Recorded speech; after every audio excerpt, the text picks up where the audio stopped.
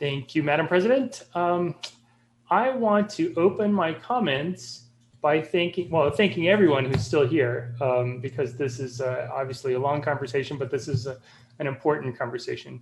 But I also want to thank Councilman Cashman. When I was elected, he was quoted as calling me an urbanist.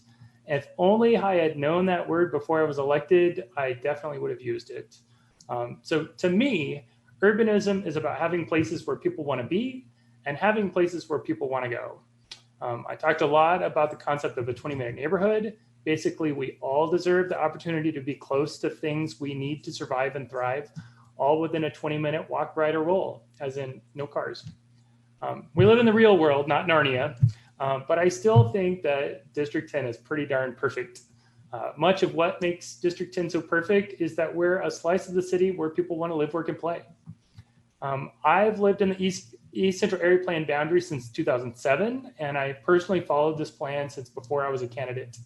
I sat on Blueprint representing Central Denver for a while, and so the East Central Area Plan was a natural extension. Obviously, my role now is different than in 2017, but I definitely had a long view of the process. ECAP extends Blueprint Denver and pushes that concept of the 20-minute neighborhood further to the forefront. It means adding reasonable density where it makes sense, like Colfax as an example, and limiting additional density where it doesn't make sense, like, for example, in South Congress Park. It also means reducing or eliminating certain areas of proposed additional density. As an example, the plan had at one time a proposed additional density around the businesses in Congress Park. And after hearing from the neighbors, those proposed additional density areas were removed because it was clear that's not what the neighbors wanted. So as you've heard, this plan has been endorsed by numerous organizations, including YIMBY Denver, Denver Streets Partnership, Colfax and Bluebird Bids, Neighborhood Development Collaborative, including their 15 affordable housing and social service providers, and Historic Denver. These are very different organizations with different priorities, yet this plan finds a way to appeal to each of them. There are elements in the planet supporting local businesses, housing affordability, addressing homelessness, Vision Zero, and historic preservation. Again, just one example, 54% of Congress Park's homes were built before 1940. And this plan encourages preserving those buildings to preserve the character of the neighborhood. This includes encouraging more historic districts, creating adaptive reuse ordinances to encourage reuse of a building rather than a scrape. And it even encourages expanding private property rights for people with historic homes so that they can make better use of their own property. The intent is to provide additional tools to preserve our city's character rather than demolish it for the next McMansion. District 10 and ECAP has some of the oldest neighborhoods in the city, and I'm glad that ECAP helps the city and property owners preserve that beauty, even if it's in Capitol Hill, Cheeseman, or Congress Park. I do want to provide two cautions for ECAP. Just like most everyone else, this isn't exactly what I wanted either. First, I wish there were more affordable housing in the plan.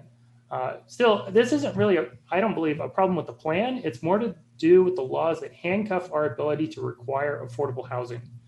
State legislation was introduced in 2020 to reverse the Telluride decision, but COVID decided to upend that bill along with lots of others.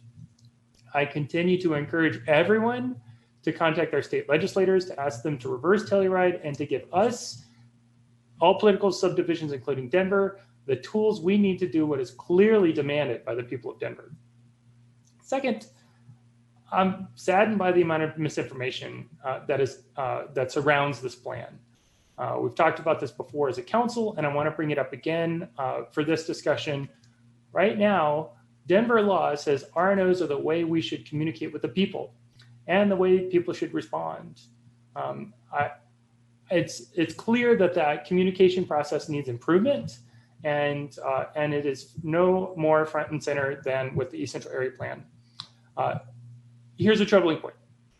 We've got, all of us have received a bunch of email in the last 24 hours, and about half of them that I analyzed don't even live in the plan area.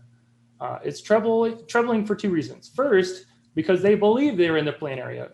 After all, they signed it saying that they were East Central Area Plan resident, but they're not. Second, there are maps of the plan area on pages 2, 3, 4, 10, 13, 14, 16, 17, twice on page 18, and all over the East Central Area Plan document. And if you prefer words instead of images, you don't have to read beyond the first sentence of the first page to get the list of included neighborhoods. So it suggests that people are taking positions without even looking at the plan at all. That's okay if the information people are using to base their position is accurate and if the process is transparent. I'm not certain that is the case. So one of the things that we did, we as in the District 10 office, is we assisted that conversation between government and its people. I asked CPD to delay the plan process. I didn't just ask for the delay without doing anything. We dedicated 100% one of the team in District 10's office to the East Central Area Plan outreach. We flyered thousands of residents. We partnered with property management companies who sent emails to their renters about East Central Area Plan. We held 14 additional community events and several train the trainer events too. Some of our events had a few people and one presentation had more than 150 people. There was so much outreach that my office had a scheduled event at Bang Up to the Elephant in Cap Hill, and unknown to us, one of our trainers also had an East Central Area Plan program at the exact same time and the exact same venue. As I understand it, the outreach more than doubled the data points thanks to that extra 30-day extension, and more importantly, increased responses in areas that were underrepresented before our outreach. 83% of this plan houses District 10 residents. I want to thank them sincerely for their time and their fair consideration of others' interests, not just their own, when it comes to the future of our beautiful city. It takes courage to change our approach to the land use, transportation, and climate as we move forward. I want to thank the steering committee members for their time, as I don't think anyone received 100% of what they wanted throughout this process. I also want to thank my team. We augmented city staff and RNOs with outreach, and I want to thank all of them for the extra work and stress during this process. I believe it is a strong plan, thanks to CPD, with help from so many other stakeholders, and I urge a yes vote from my colleagues. Thank you, Madam President.